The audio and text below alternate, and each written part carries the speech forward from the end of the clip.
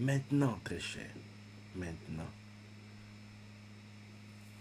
si toi tu ne te transformes pas, si toi-même au fond de toi à un moment donné tu ne bascules pas vraiment, le shift s'opère.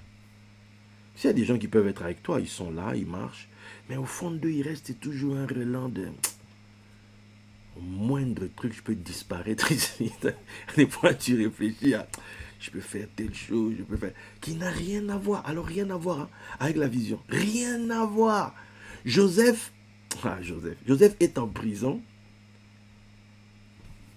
Les échansons viennent. Échansons et panetiers viennent en prison. C'est lui qui se retrouve à s'occuper d'eux. Lui-même est en prison. Mais il ne sait pas que la prison, en fait, là où on l'avait mis, c'était un lieu de rendez-vous, en fait. En fait, c'était sa vision qui continuait. La vision n'avait cure de l'histoire. Oh non, l'histoire que tout le monde connaissait. Oui, la femme de Potiphar. Les Neptuniens, ils sont...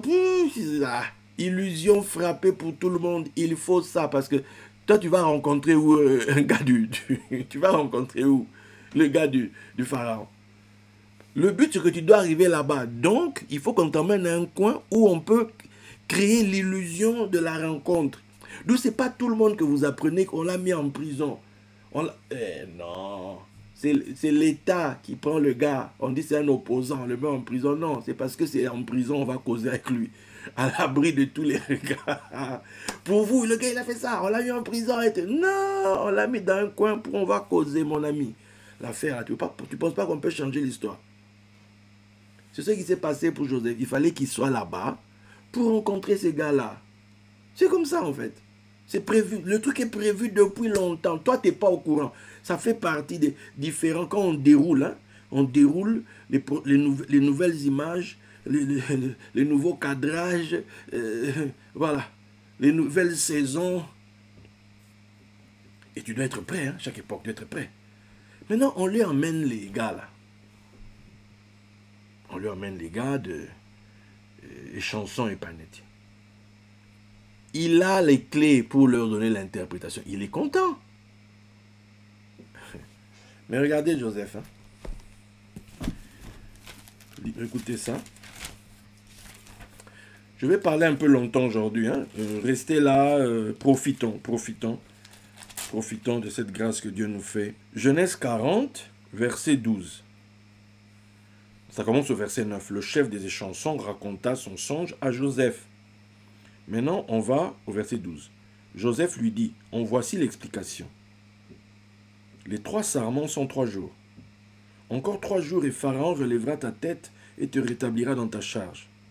Tu mettras la coupe dans la main de Pharaon comme tu en avais l'habitude lorsque tu étais son échanson.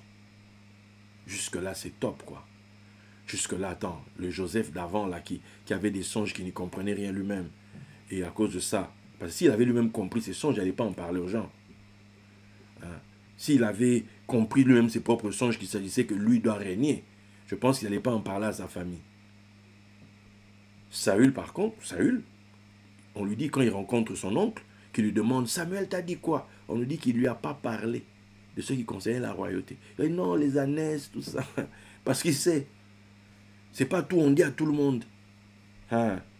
Donc, maintenant, là, on voit que le petit, il a pris de la bouteille. Le petit, on n'a pas vu chez Potiphar interpréter des songes. Chez Potiphar, c'est un gars qui sait gérer la maison, etc., etc. Tu vois? En prison même, on lui donne celui qui gère les prisonniers. Voilà. Mais là, on voit maintenant que, le gars, maintenant, il interprète les songes. Et là, patatras, verset 14. Mais souviens-toi de moi quand tu seras heureux et montre, je te prie, de la bonté à mon égard. Parle en ma faveur à Pharaon et fais-moi sortir de cette maison, car j'ai été enlevé du pays des Hébreux. Et ici même, je n'ai rien fait pour être mis en prison. Conséquence, verset 23. Le chef des échansons ne pensa plus à Joseph, il l'oublia. Au bout de 2 ans, c'est-à-dire 2 ans après l'oubli. Donc, il a oublié 2 ans.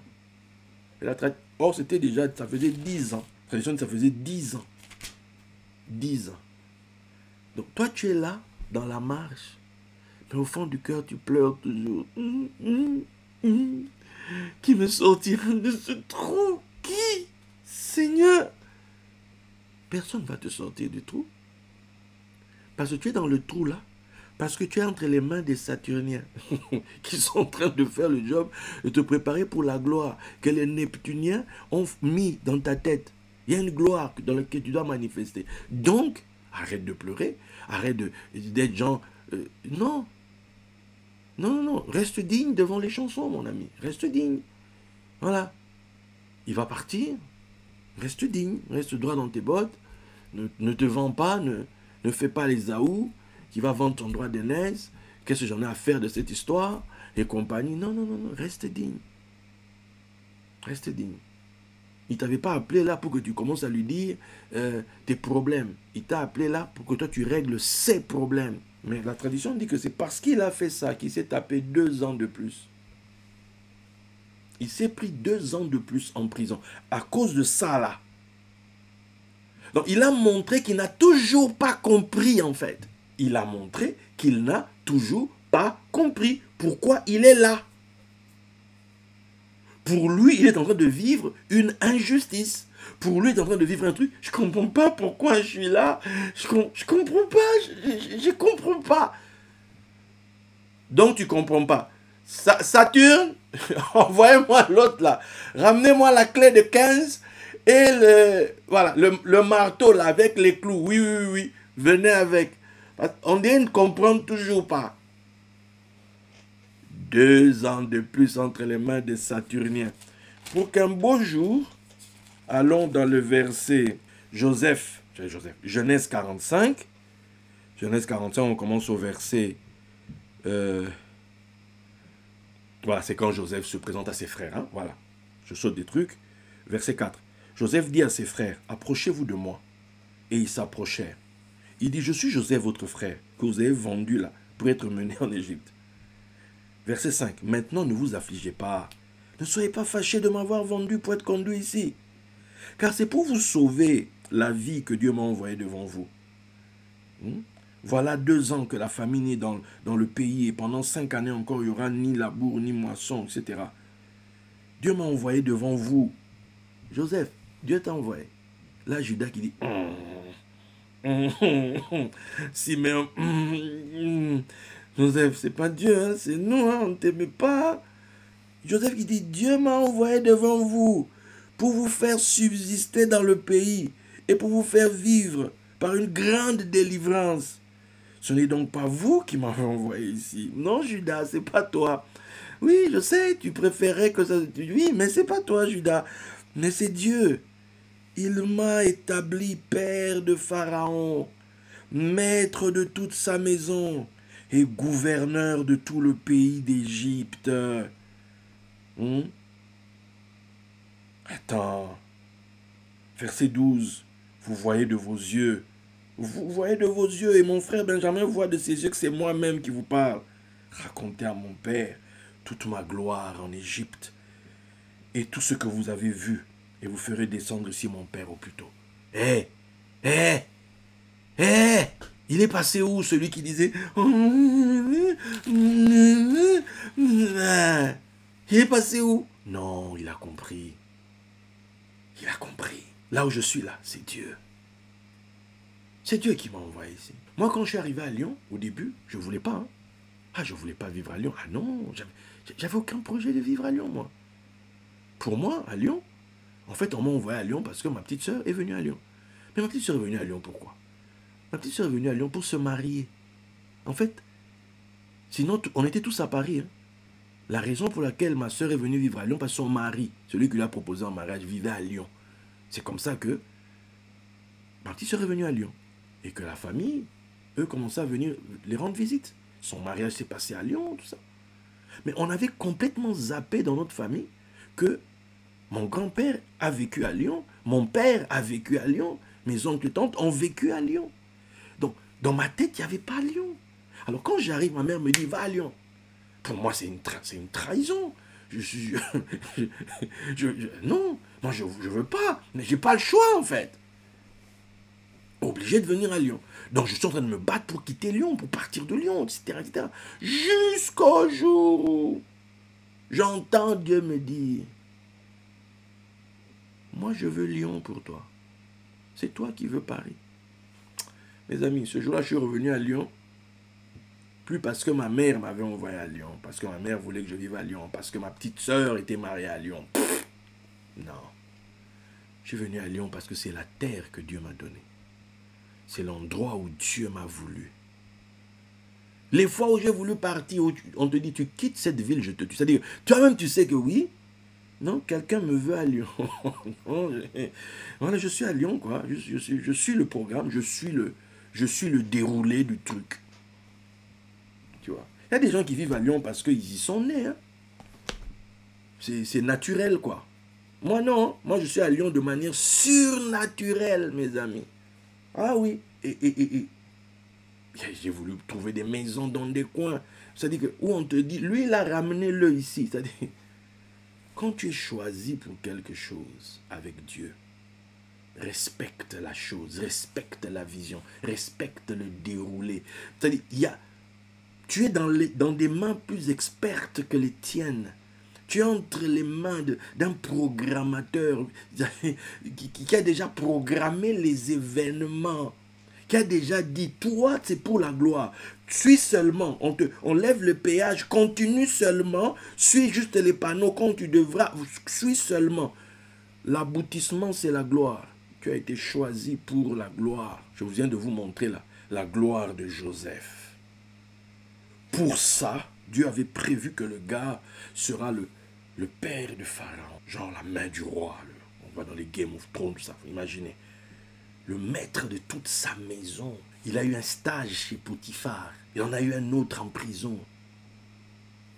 Mais tout ça, c'était des préparatifs, des mises en place par rapport à la gloire qu'il doit lui avoir. Mais le problème maintenant, c'est que tous ces stages sont là pour que ton cerveau, que tu sois, qu'il y ait renouvellement de ta... Tu vois, parce que tu vas être transformé en l'homme de la gloire par le renouvellement de ton intelligence. Il faut que tu comprennes, c'est ça Bina. Il faut que d'une manière maintenant, l'intelligence analytique, c'est-à-dire que maintenant tu as compris pourquoi tout ceci t'est arrivé en fait. Ce n'est pas parce que tu es la personne la mauvaise, non, c'est parce qu'il y a un plan. Parce qu'il y a un programme. Tu as été choisi pour revêtir la gloire. Ça là, quand on dit père de Pharaon, c'est un boulot. Hein? Je ne sais pas si tu te rends compte, c'est un boulot. Parce que Pharaon n'est pas bête.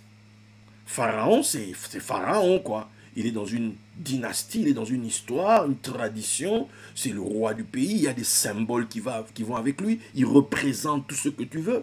Toi, tu es un étranger. Comment tu vas devenir le père du Pharaon, l'instructeur du Pharaon, celui qui va enseigner la sagesse aux anciens du pays? Comment? Comment? Dans la gloire, là, il faut que tu pèses, mon ami.